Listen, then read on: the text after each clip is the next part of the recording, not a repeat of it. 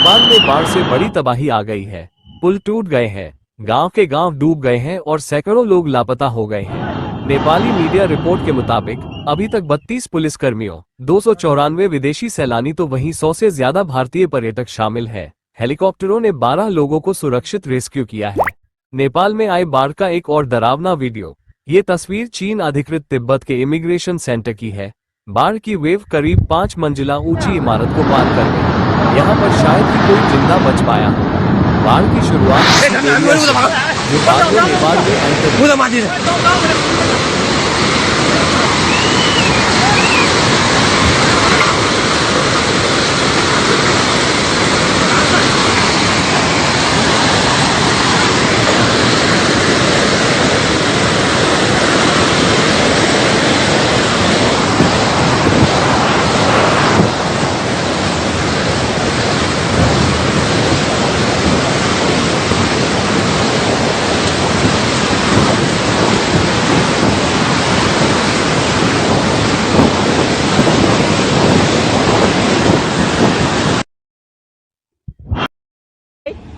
Guys यस्तो live छ। ओहो पुरा ड्याम फुटेर आयो यार। पुरा चाइनाको ड्याम फुटेर आयो रहेछ। आमामामामामा ल यहाँ हामीले अब ओहो यार यो पुरा ड्याम फुटेर आएको यो घर गयो यो ल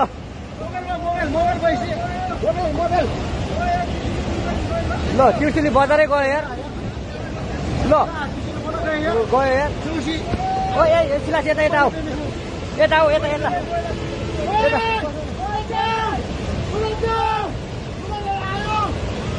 आमामामा यार।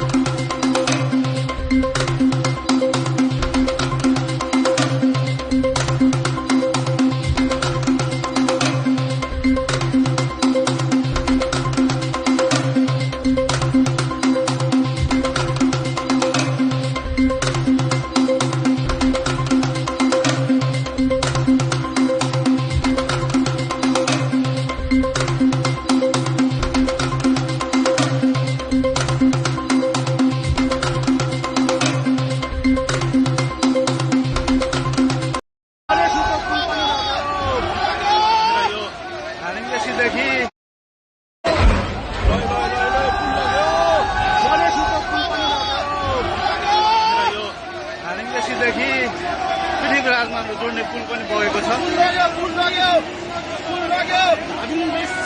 जोड्नको लागि मद्दत पुर्याइरहेको यो लाइफलाइन पुलको एउटा स्थितिले बगाएको छ।